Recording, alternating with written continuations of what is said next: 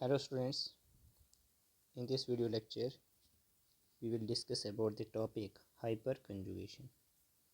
So hyperconjugation क्या होता है राइट तो हाइपरकंजुगेशन इफ़ेक्ट डिस्कस करने से पहले हम पॉजिटिव इंडक्टिव इफ़ेक्ट जो है बहुत सारे अल्काइल ग्रुप्स का जो है रिकॉल कर लेते हैं.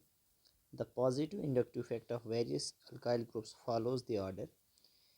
टर्शियरी ब्यूटाइल जो है इसका पॉजिटिव इंडक्टिव इफ़ेक्ट सबसे ज़्यादा है यहाँ पे रिटर्न ग्रुप्स में. This is isopropyl, right, then ethyl and then methyl, right.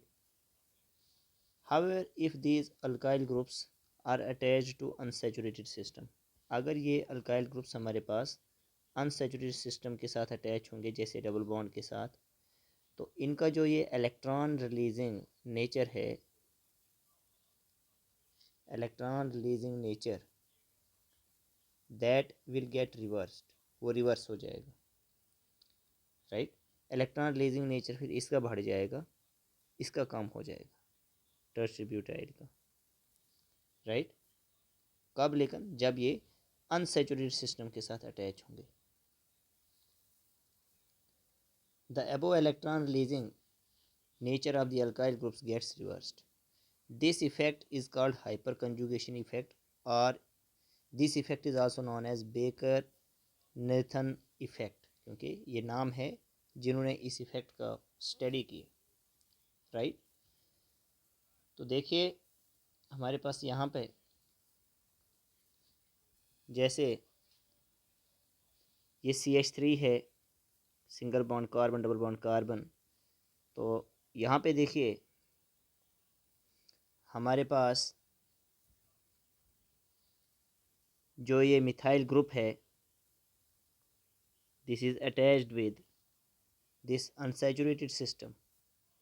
तो यहाँ से ये डबल बॉन्ड यहाँ शिफ्ट हुआ, तो और यहाँ से ये कार्बन हाइड्रोजन का जो बॉन्ड है यहाँ से ये इधर शिफ्ट हो गया, जिसके कारण ये H+ रह गया और ये सेम इस तरीके से यहाँ डबल बॉन्ड यहाँ पे आ गया है और ये कार्बन आयन बन गया, right.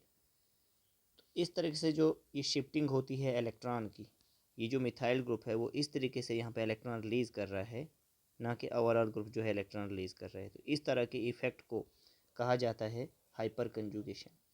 This type of electron release due to presence of hydrogen carbon, right. जैसे हमारे पास कार्बन कार्बन डबल बॉन्ड है और इसके साथ क्या अटैच है, कार्बन हाइड्रोजन बॉन्ड.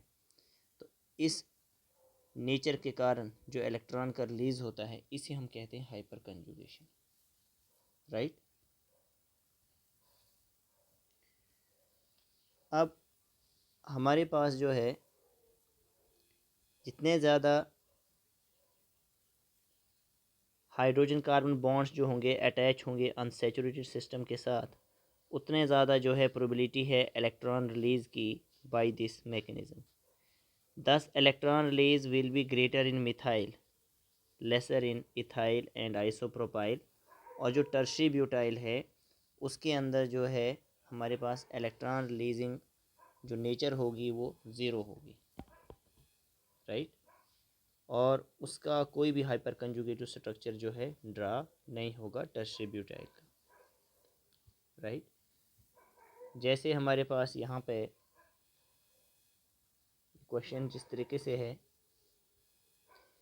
ये मिथाइल ग्रुप अटैच है कार्बन डबल बॉन्ड कार्बन, तो कार्बन डबल बॉन्ड कार्बन के साथ जो कार्बन डायरेक्टली अटैच है उसे हम अल्फ़ा कार्बन कहेंगे, और अल्फ़ा कार्बन के साथ जो हाइड्रोजन अटैच हैं इन्हें हम कहेंगे अल्फ़ा हाइड्रोजन. तो यहाँ पे वी हैव 3 अल्फ़ा हाइड्रोजन. तो मिथाइल ग्रुप जो है ये अटैच है कार्बन कार्बन डबल बॉन्ड के साथ और हमारे पास यहाँ पे 3 अल्फ़ा हाइड्रोजन प्रेजेंट हैं. तो इस कंपाउंड के जो है 3 हाइपर कंजुगेटिव स्ट्रक्चर ड्रा होंगे. जैसे ये कंपाउंड है यहाँ पे ये हमारे पास जो है CH3CH2 जो है दैट इज़ इथाइल ग्रुप जो है वो अटैच है कार्बन डबल बॉन्ड कार्बन के साथ. तो ये अल्फ़ा कार्बन आ गया, इसके साथ जो है 2 अल्फ़ा हाइड्रोजन अटैच है हमारे पास, एक अल्फ़ा हाइड्रोजन ये है और एक अल्फ़ा हाइड्रोजन ये है, ये यहाँ पे अल्फ़ा हाइड्रोजन नहीं है. तो यहाँ पे हमारे पास 2 हाइपर कंजुगेटिव स्ट्रक्चर ड्रा होंगे, जैसे यहाँ पे हमारे पास जो है ये आइसोप्रोपाइल ग्रुप अटैच है कार्बन डबल बॉन्ड कार्बन के साथ, लेकिन हमारे पास यहाँ पे जो है एक ही जो है that is alpha hydrogen present है अल्फ़ा कार्बन के साथ, राइट। तो इस केस में यहाँ पे एक ही हाइपर कंजुगेटिव स्ट्रक्चर जो है ड्रा होगा, राइट।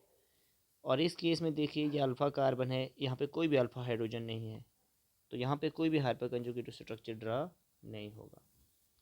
तो जो हाइपर कंजुगेटिव स्ट्रक्चर्स हैं, राइट, जो हाइपर कंजुगेटिव स्ट्रक्चर्स हैं ये कितने बनेंगे, ये डिपेंड करता है हमारे पास नंबर ऑफ़ अल्फ़ा हाइड्रोजन्स पे। So number of hyper conjugative structure formed is equal to number of alpha hydrogens, right. अब हमारे पास थ्योरेटिकल जस्टिफिकेशन जो है हाइपर कंजुगेशन का क्या है, एक तो रेजोनेंस है कि hyper conjugation may be interpreted in terms of resonance, right. और यहाँ इस हाइपर कंजुगेशन को हम नो बॉन्ड रेजोनेंस भी कहते हैं, क्योंकि जब एक तरह के रेजोनेंस स्ट्रक्चर ड्रा होते हैं लेकिन हमारे पास यहाँ पे देखिए यहाँ पे कोई बॉन्ड अवेलेबल नहीं है, वो बॉन्ड यहाँ से शिफ्ट होकर इधर आ चुका है, फिर यहाँ पे कोई बॉन्ड नहीं है, यहाँ पे कोई बॉन्ड नहीं है, तो this is also known as no bond resonance. इसे हम जो है नो बॉन्ड रेजोनेंस भी कहते हैं, इसको हाइपर कंजुगेशन, राइट। अब देखिए हमारे पास यहाँ पे जैसे इसके हमने हाइपर कंजुगेटिव स्ट्रक्चर ड्रा किए हैं, ये डबल बॉन्ड यहाँ से इधर शिफ्ट हुआ है, यहाँ से इधर शिफ्ट हुआ है, तो H प्लस ये बन गया, इस तरीके से H प्लस ये बन जाएगा, इस तरीके से H प्लस ये बन जाएगा। तो we have 3 hyper conjugative structures here due to presence of 3 alpha hydrogen. Next जो है हमारे पास इसमें that is molecular orbital theory. तो मॉलिक्यूलर ऑर्बिटल थ्योरी में क्या है कि according to this concept sigma electrons of the carbon hydrogen bond enter into the conjugation with pi electrons of the carbon carbon multiple bond, जो कि double bond है। The conjugation between sigma electrons of the carbon hydrogen single bond and pi electrons of the adjacent multiple bond is called hyperconjugation और sigma pi conjugation भी इसे हम कहेंगे। जैसे यहाँ पे हमारे पास ये कार्बन कार्बन डबल बॉन्ड है, उसको हम ऑर्बिटल रिप्रेजेंटेशन इस तरीके से शो किया है, और ये CH3 मिथाइल, राइट। तो और यहाँ पे कार्बन हाइड्रोजन के पास जो ये सिग्मा बॉन्ड होता है, तो यहाँ पे जो ये 2 इलेक्ट्रॉन्स हैं ये हो जाए शिफ्ट हो जाते हैं यहाँ से इधर, राइट, राइट। तो इसे क्या कहेंगे हम, सिग्मा पाई कंजुगेशन कहेंगे, सिग्मा पाई कंजुगेशन इसे हम कहेंगे यहाँ पे, right. This is arbitrary representation of hyper conjugation, that is sigma pi conjugation. Applications में क्या है हाइपर कंजुगेशन में कि ये अल्कीन्स की स्टेबिलिटी को एक्सप्लेन करता है।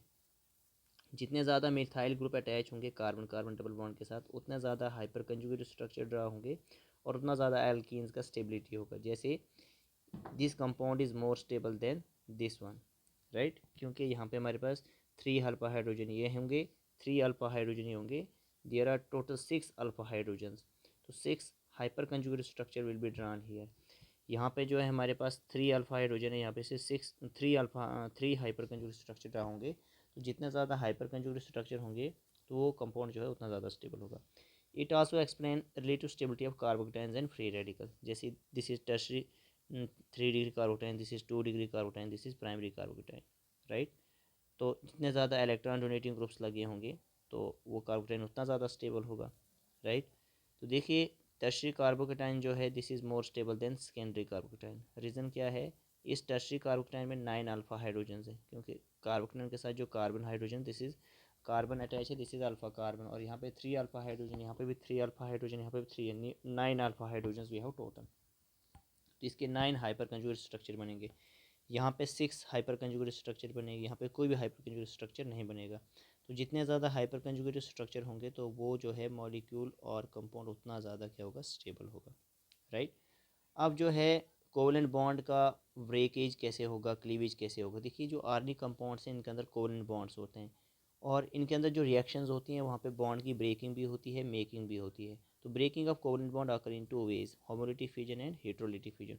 Homolytic fusion is also known as symmetrical fusion, और कोवलेंट बॉन्ड इस तरीके से टूट रहा है कि हर एक एटम जो है बॉन्डेड पेयर में से एक एक इलेक्ट्रॉन ले रहा है, तो उसे हम कहेंगे होमोलिटिक फ्यूजन, और इसे हम फिश हुक एरो से शो करते हैं, जिस एरो का मीनिंग होता है कि एक ही इलेक्ट्रॉन का डिस्प्लेसमेंट हो रहा है, 2 इलेक्ट्रॉन का डिस्प्लेसमेंट नहीं हो रहा है। जैसे इस तरीके से एक इलेक्ट्रॉन ए ने लिया, एक इलेक्ट्रॉन बी ने लिया, तो ये फ्री रेडिकल बन रहे हैं।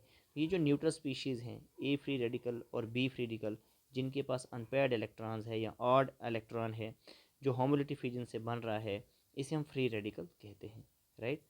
और फ्री होमोलिटी फ्यूजन के लिए जो है हमारे पास नॉन पोलर बॉन्ड होना चाहिए, राइट, हाई टेम्परेचर होना चाहिए, और या फिर हमारे पास यूवी रेडिएशंस की प्रेजेंस में टूट सकता है ये बॉन्ड, या पेरोक्साइड की प्रेजेंस में ये टूट सकता है, जैसे क्लोरीन मॉलिक्यूल का यहाँ पे शो किया है, तो this is chlorine free radical.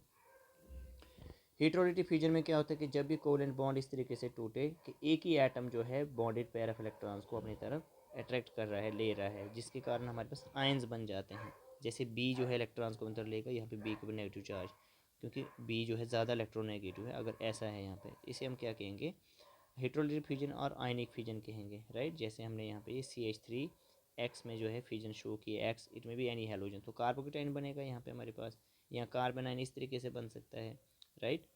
तो इसे कहेंगे हम हेटेरोलिटिक फ्यूजन, राइट। तो हेटेरोलिटिक फ्यूजन में क्या होगा, जो मोर इलेक्ट्रोनेगेटिव एटम होगा वही इलेक्ट्रॉन्स अपनी तरफ जो है अट्रैक्ट करेगा, राइट। तो इस वीडियो लेक्चर में हम यहीं पे स्टॉप करते हैं। Okay, thank you.